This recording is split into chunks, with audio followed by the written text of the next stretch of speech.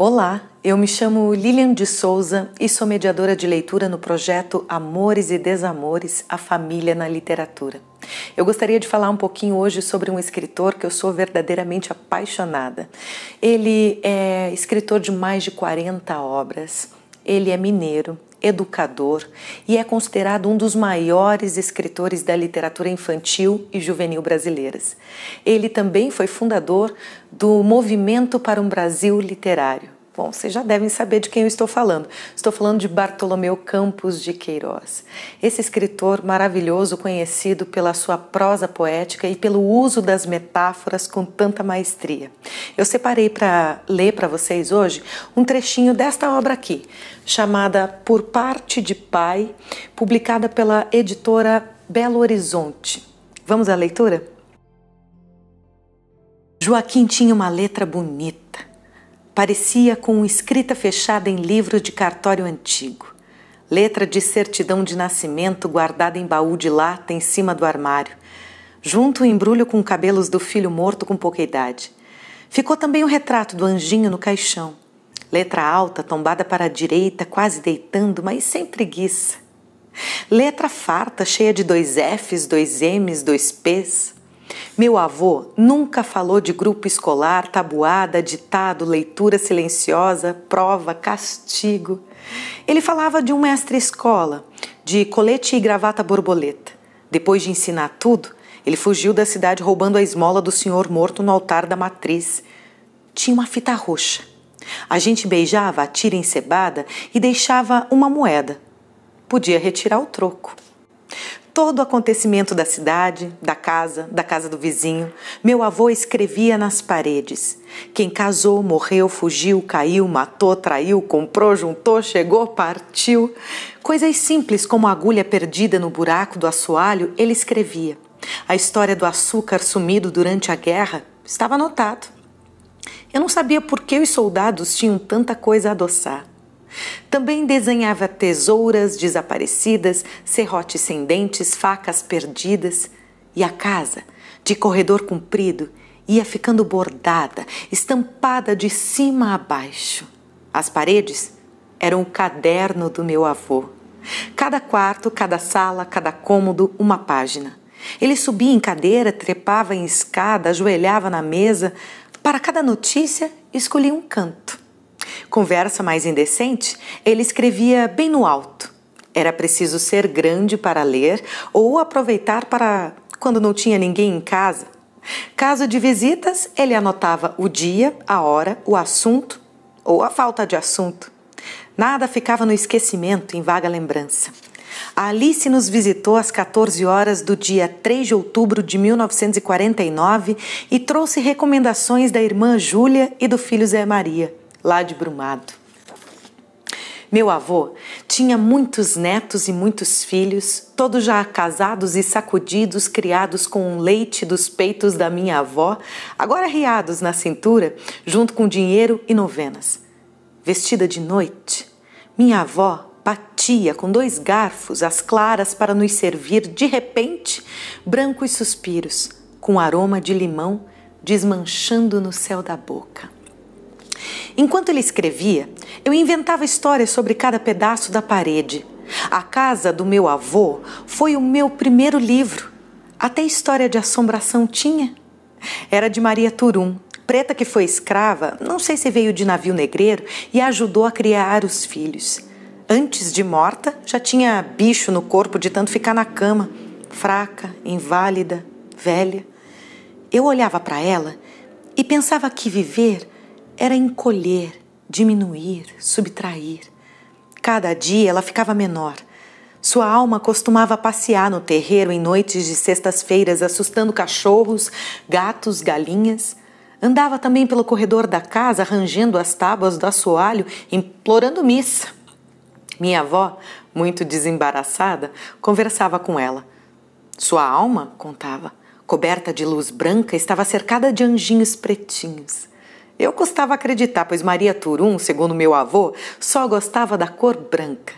Lençol branco, arroz doce, leite com farinha, farinha com açúcar, pipocas e suspiros. Meu avô, sem duvidar das proezas da mulher, continuava a escrever pelas paredes. Não era um livro de horrores a casa do meu avô. Contava caso de trapezista de circo desrespeitando moça assanhada de família, caso de virgem da pia união das filhas de Maria, apaixonada pelo padre missionário visitador da cidade, convertendo almas pecadoras.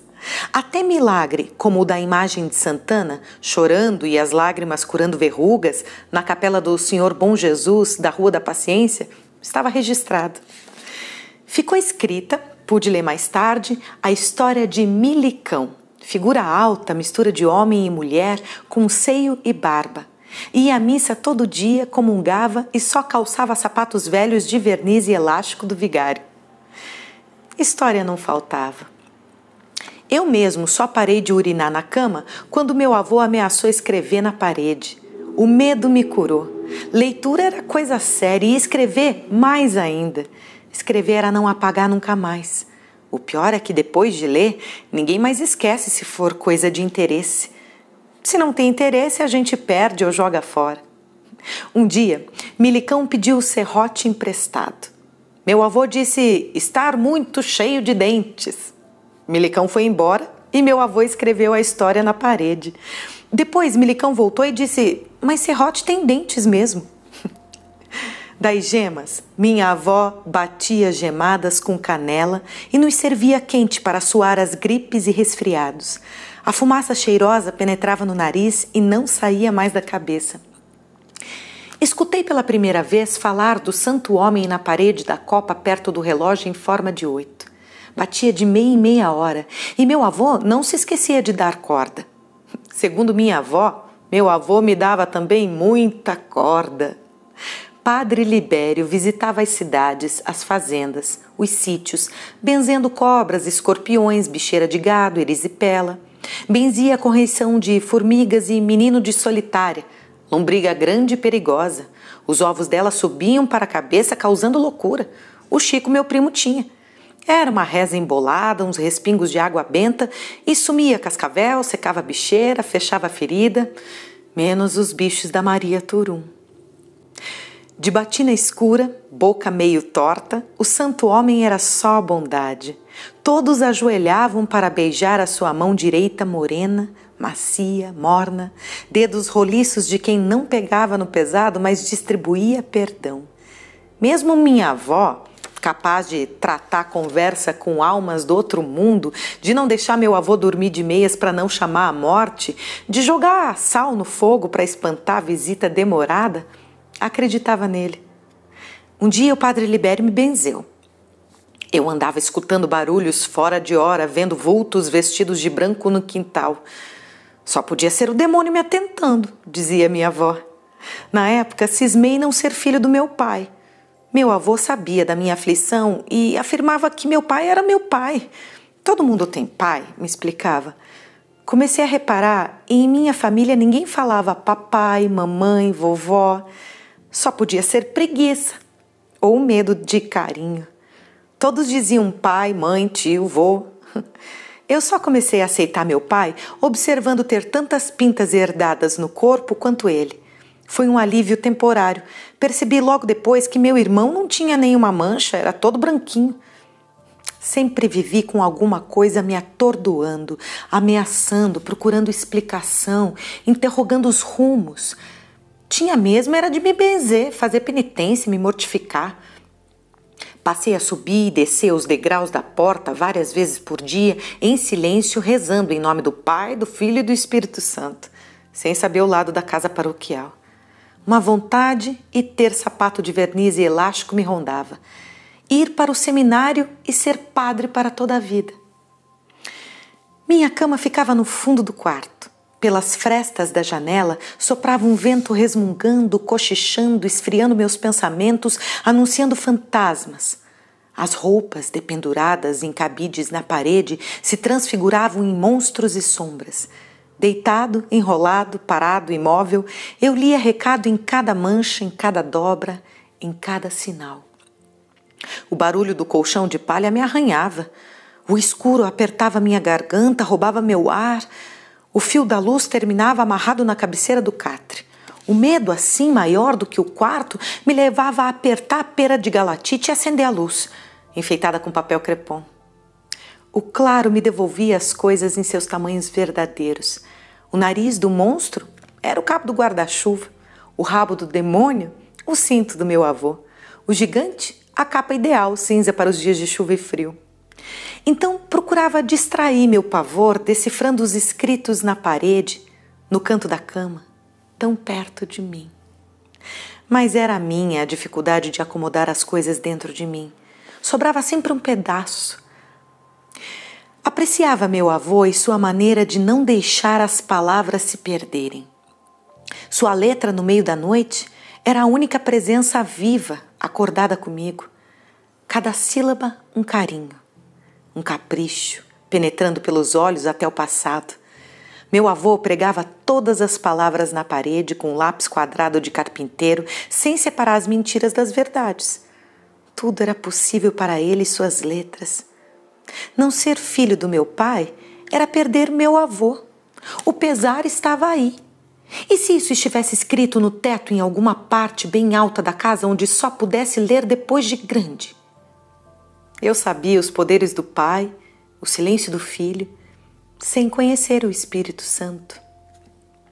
Em tempo de chuva, entre relâmpagos, trovoadas, raios, a luz sumia. Eu pedia sem birra uma lamparina de querosene, pavio de estopa com claridade tremida para me clarear. Eu podia ser um menino arado, atentado, esperto, mas birrento nunca fui. Dormia feliz e acordava na manhã com as asas do nariz pretas de fumaça e cheiro. Não contava meus sonhos por cisma de meu avô adivinhar errado e perder no jogo. Meu pai viajava nas estradas noites seguidas, semanas inteiras sem pânico, arrepios ou lanternas. Fui feito para pensar além do devido, falava eu, apertando os olhos para esquecer, apagar, anular tudo.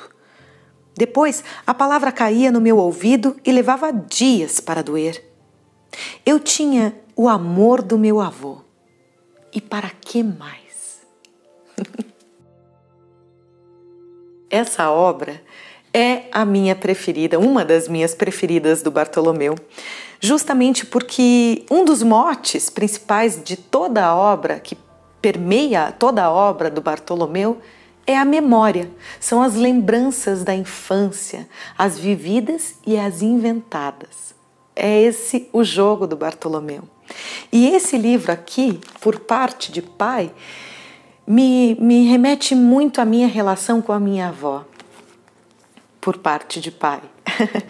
E o Bartolomeu tece aqui com essas palavras essa relação tão carinhosa com esses dois avós, de todo o cuidado, as invenções, as imaginações que esse avô criava através das palavras. E o Bartolomeu, como diz aqui na própria narrativa, dizia que sim, as paredes da casa de seu avô foi o seu primeiro livro, né? O primeiro livro que ele leu. Eu adoro demais a obra do Bartolomeu Campos de Queiroz e ele publicou mais de 40 livros, como eu falei no início do nosso vídeo. Entre eles também está esse outro livro aqui, que é O Vermelho Amargo, que é o único livro que foi dito que seria uma literatura para adultos. Mas é só porque talvez as palavras que ele usa são um pouco mais doloridas do que as outras. O Vermelho Amargo, nessa edição aqui, é da Cosac Naif, e aqui também ele vai retratar um pouco sobre a perda da mãe, a entrada de uma madrasta na vida dele e todas essas lembranças da infância. Por isso, gente, eu deixo a dica para vocês conhecerem um pouquinho sobre a obra desse escritor maravilhoso que permanece no tempo e vai permanecer nas nossas memórias também.